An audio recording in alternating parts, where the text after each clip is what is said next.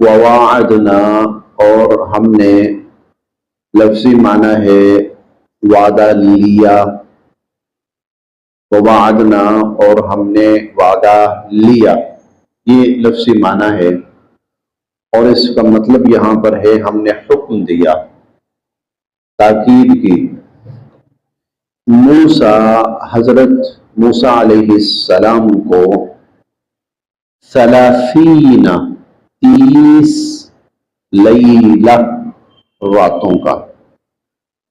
ووعدنا موسیٰ 30 لیلہ، اور ہم نے حضرت موسیٰ علیہ السلام کو 30 راتوں کا حکم دیا یا 30 راتوں کے لیے بلایا ہم نے۔ وَأَتْمَمْنَاهَا، اتمم پورا کیا، نا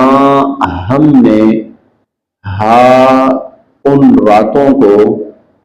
بعشر مزید 10 راتوں کے ساتھ، وَأَتْمَمْنَاهَا بعشر، اور ہم نے مزید 10 راتوں کے ساتھ اس کو مکمل کیا، فتم سو پوری ہو گئی، میقات مقررہ مدت، ربہ ان کے رب کی، 40 لیلہ 40 راتیں، ووعدنا موسیٰ 30 لیلہ،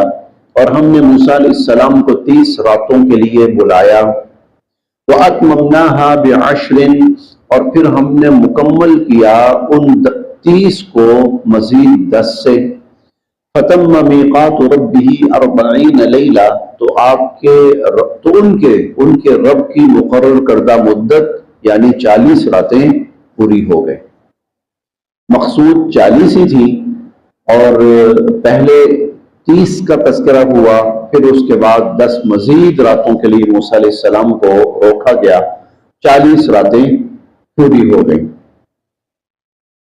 وقال، اور فرمایا، موسیٰ، حضرت موسیٰ علیہ السلام نے، لِأَخِيهِ، اپنے بھائی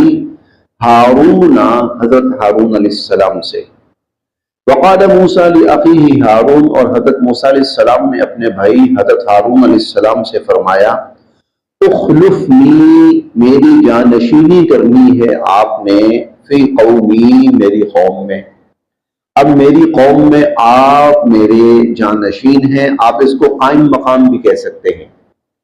اخلفنی فی قومی، اب میرے بعد میری قوم میں میرے قائم مقام آپ ہیں، کیونکہ میں تو جا رہا ہوں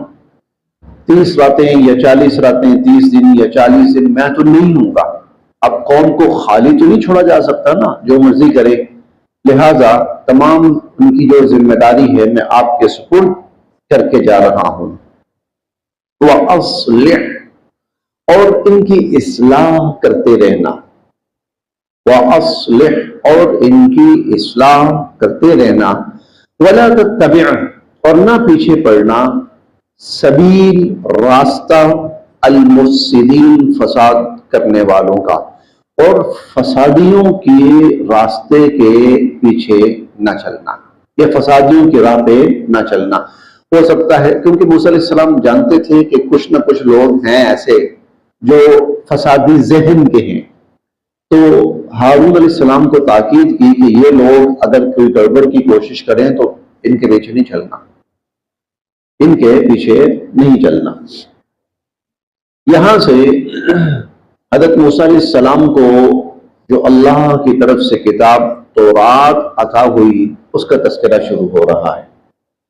اور اس کے عطا ہونے کی شکل اللہ تعالیٰ کی طرف سے یہ مقرر کی گئی کہ آپ کوہ طور پر تشریف لائیں۔ چنانچہ حضرت موسیٰ علیہ السلام 40 دن وہاں پر تشریف فرما رہے، پھر اللہ رب العزت کی طرف سے حضرت موسیٰ علیہ السلام کو تورات عطا ہوئی۔ مختلف مواقع پر اللہ تعالیٰ کی طرف سے انبیاء علیہ السلام کے ساتھ کچھ خصوصی معاملہ ہوتا ہے، کچھ خصوصی معاملہ انبیاء علیہ السلام کے ساتھ ہوتا ہے۔ مثال کے طور پر نبی کریم صلی اللہ علیہ وسلم کا شق صدر کیا گیا ہے۔ شق صدر، شق صدر کیا ہے؟ شق صدر کا مطلب یہ ہے، آپ آسان اصطلاح میں کہتا ہوں، آج کی اصطلاح میں، آپ کا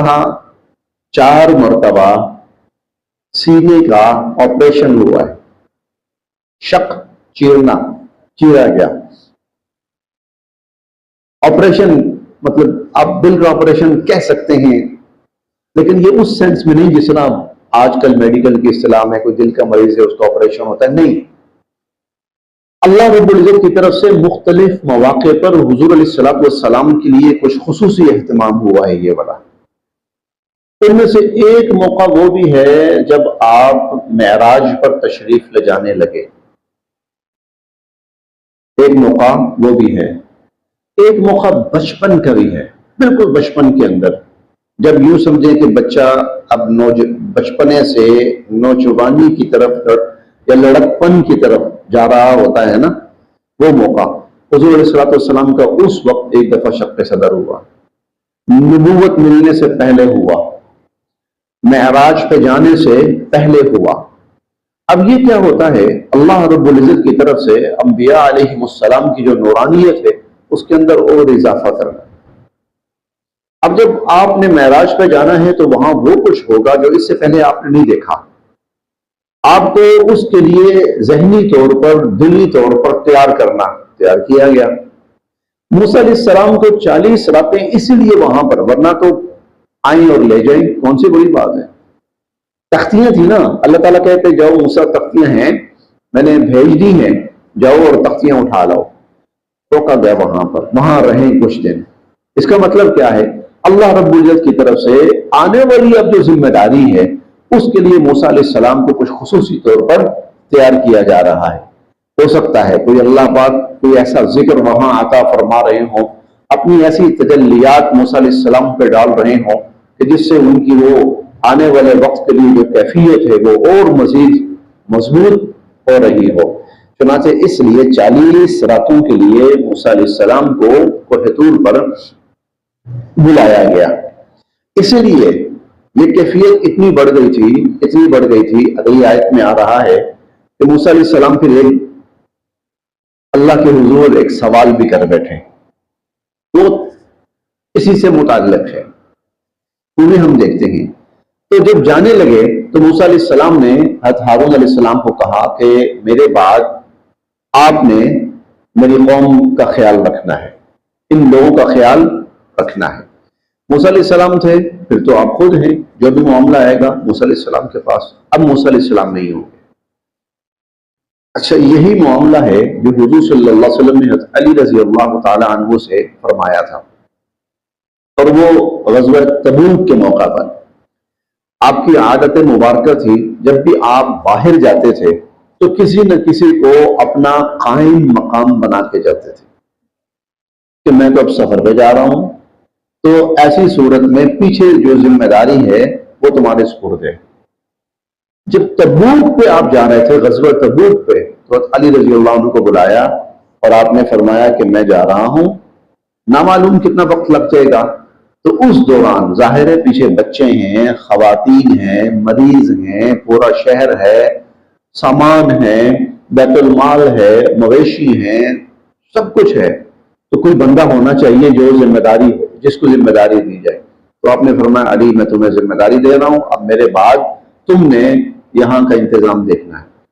علی رضی اللہ تعالیٰ عنہ انہیں نہ تھوڑا سا رنج سا ہوا۔ رنج کیوں ہوا؟ کیونکہ یہ پہلی بڑی لڑائی ہونے جا رہی ہے روم کے ساتھ، روم کے ساتھ پہلی بڑی لڑائی۔ حضرت علی رضی اللہ عنہ ایک شجاع بہادر جنگجو آدمی ہے، اب جب اپنے شجاعت کے جوہر دکھانے کا وقت آ رہا ہے، لڑائی کا وقت آ رہا ہے، تو حضور فرما رہے ہیں ان عورتوں کا، بچوں کا خیال کرنا، جانوروں کا خیال کرنا، عورتوں کا، مریضوں کا۔ تو کہنے لگے اللہ کے نبی مجھے آپ پیچھے چھوڑ کر جا رہے ہیں؟ تو آپ نے فرمایا اما ترضا، کیا تو اس بات پہ راضی نہیں ہے کہ تیری اور میری مثال وہ ہو انت منی بمنزلت ہارون من موسیٰ، کہ جو ہارون علیہ السلام کی مثال بنی تھی موسیٰ علیہ السلام کے لیے، کہ جب موسیٰ علیہ السلام کوہ طور پہ تشریف لے جا رہے تھے تو ہارون علیہ السلام سے کہا تھا کہ میرے بعد آپ نے میرا سارا انتظام دیکھنا ہے، تو میں جا رہا ہوں تو یہ ذمہ داری میں بالکل اسی طرح آپ کے سپرد کر کے جا رہا ہوں کہ آپ نے سارا انتظام دیکھنا ہے۔ آگے ایک جملہ اور فرمایا،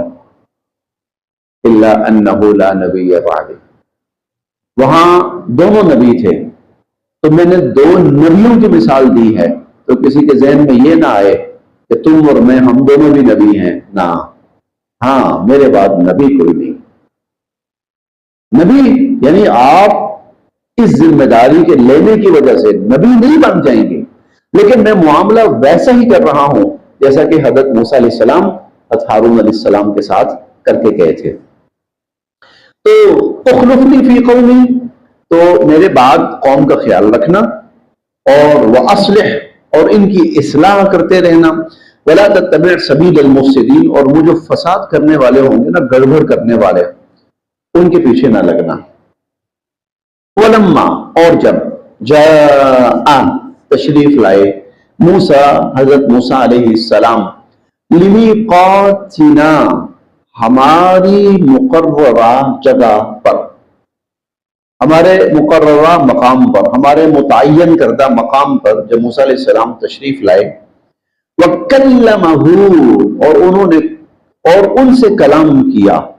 وَكَلَّمَهُ، اور ان سے کلام کیا، رَبُّهُ، ان کے رب نے، وَكَلَّمَهُ رَبُّهُ، اور ان کے رب نے ان سے کلام کیا، قَالَ، کہنے لگے، ربی، اے میرے رب، ارینی، ارینی، مجھے دکھائیے، ارینی، مجھے دکھائیے، انظر الیک، میں آپ کو دیکھنا چاہتا ہوں، آپ کی ذات، اللہ میں آپ کی ذات کو دیکھنا چاہتا ہوں، میں آپ کی زیارت کرنا چاہتا ہوں، ارینی انظر الیک، میں آپ کو دیکھنا چاہتا ہوں، اپنا آپ مجھے دکھائیے، میں آپ کو دیکھنا چاہتا ہوں، کیونکہ ابھی تک آواز سن رہے ہیں اللہ تعالیٰ کی، اور یہ اللہ تعالیٰ کی جنون آواز تھی۔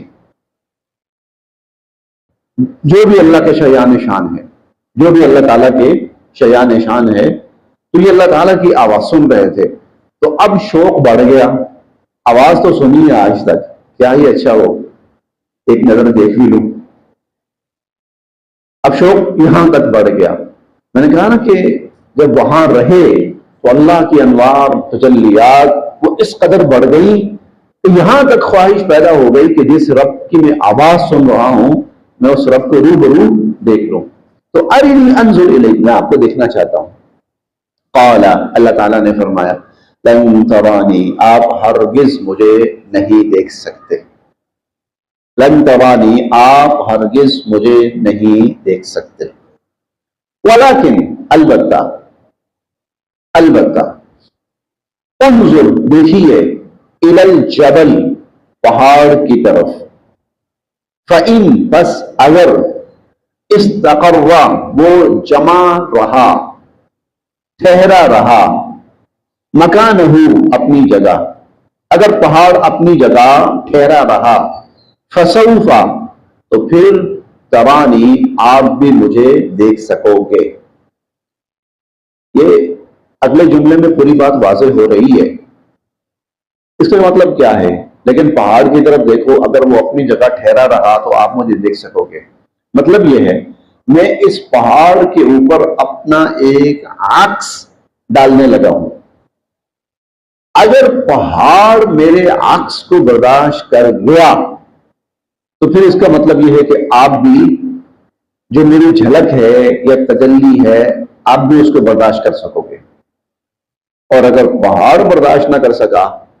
تو پھر سمجھ لیجیے گا کہ آپ کی برداشت سے بھی یہ چیز باہر ہے۔ اب دیکھیے، ولیکن انظر الی الجبل، لیکن آپ دیکھیے پہاڑ کی طرف، فإن استقر مکانہ، اگر وہ جمع رہا اپنی جگہ، فسوف ترانی، تو پھر آپ بھی مجھے دیکھ پاؤ گے، فلما، پس جب، تجلی، تجلی ڈالی، ربہ، ان کے رب نے، للجبل، پہاڑ کے اوپر، جب ان کے رب نے پہاڑ کے اوپر اپنی تجلی ڈالی، جعلہ، تو اس تجلی نے پہاڑ کو کر دیا دکا، ریزہ ریزہ، اس نے پہاڑ کو ریزہ ریزہ کر دیا۔ وخر، اور گر پڑے، موسیٰ، حضرت موسیٰ علیہ السلام، صاعقا، بے ہوش ہو کر، اور موسیٰ علیہ السلام بے ہوش ہو کر گر پڑے۔ فلما، بس جب، افاقا، یہ وہی لفظ ہے جو اردو میں کہتے ہیں افاقہ، افاقہ ہوا، افاقہ، جب موسیٰ علیہ السلام کو افاقہ ہوا، ذرا ہوش سنبھلے، قال، فرمانے لگے، سبحانک، اللہ آپ کی ذات پاک، تبت، میں توبہ کرتا ہوں، الیک، آپ کے حضور، تبت الیک، میں آپ کے حضور توبہ کرتا ہوں، وانا، اور میں، اول المؤمنین، میں سب سے پہلے ایمان لانے والوں میں سے، میں ہوں اول ایمان لانے والوں میں سے۔ قال، تو اللہ تعالیٰ نے فرمایا، دنیا کے اندر اللہ تعالیٰ کی زیارت یہ ممکن نہیں ہے، دنیا کے اندر اللہ رب العزت کی زیارت جو ہے یہ ممکن نہیں، اللہ تعالیٰ نے اس کو آخرت کے لیے رکھا ہے، آخرت کے لیے اللہ رب العزت نے اس کو رکھا ہے۔ اسی لیے آج تک اللہ رب العزت سے ہم کلامی تو ہوئی ہے، جس کی بھی ہوئی ہے، لیکن اللہ تعالیٰ کی زیارت کا جو معاملہ ہے نا، وہ آج تک اس دنیا کے اندر وہ کسی کو نہیں ہوا، وہ کہ کوئی اس کا تحمل ہی نہیں کر سکتا کہ وہ اللہ کی ذات کو دیکھ سکے، کوئی اس چیز کا تحمل ہی نہیں کر سکتا کہ اللہ تعالیٰ کی ذات کو دیکھیں۔ آخرت میں جا کر بھی انسان اللہ تعالیٰ کی ذات کی زیارت کرے گا، اب فی الوقت دنیا میں ہم نہیں سمجھ سکتے کہ وہ کیا چیز ہوگی، لیکن اللہ رب العزت کی ذات کے اوپر پردے پڑے ہوئے ہیں، پردے پڑے ہوئے ہیں۔ اب قیامت کے دن اللہ تعالیٰ وہ پردے ہٹانا شروع کریں گے، ہٹاتے جائیں گے، ہٹاتے جائیں گے، ہٹاتے جائیں گے، ہٹاتے جائیں گے، ہٹاتے جائیں گے۔ جب 70,000 پردہ بہ جائے گا نا، پھر انسان اس قابل ہوگا کہ اللہ تعالیٰ کی زیارت کر سکے۔ آخرت میں جا کر بھی پردے ہیں، ان پردوں میں اللہ عالم، یہ دنیا میں ہمیں یہ بات سمجھ نہیں آ سکتی، کچھ چیزیں بہرحال اللہ نے آخرت کے لیے رکھی، وہ آخرت ہی میں جا کر سمجھ آ پائیں گی، اور انہی کو متشابہات بھی کہا جاتا ہے۔ ہوگی، بالکل ہوگی، اللہ تعالیٰ کی زیارت ہوگی، لیکن وہ کس چیز کی زیارت ہوگی، ٹھیک ہے، یہ وہیں جا کر انشاءاللہ پتہ چلے گا، لیکن دنیا میں یہ ممکن نہیں، دنیا کے اندر اس کا تحمل کسی کے لیے بھی ممکن نہیں ہے۔ اس لیے فرمایا لن ترانی، آپ مجھے ہرگز نہیں دیکھ سکتے۔ چلیں آپ کے اطمینان کے لیے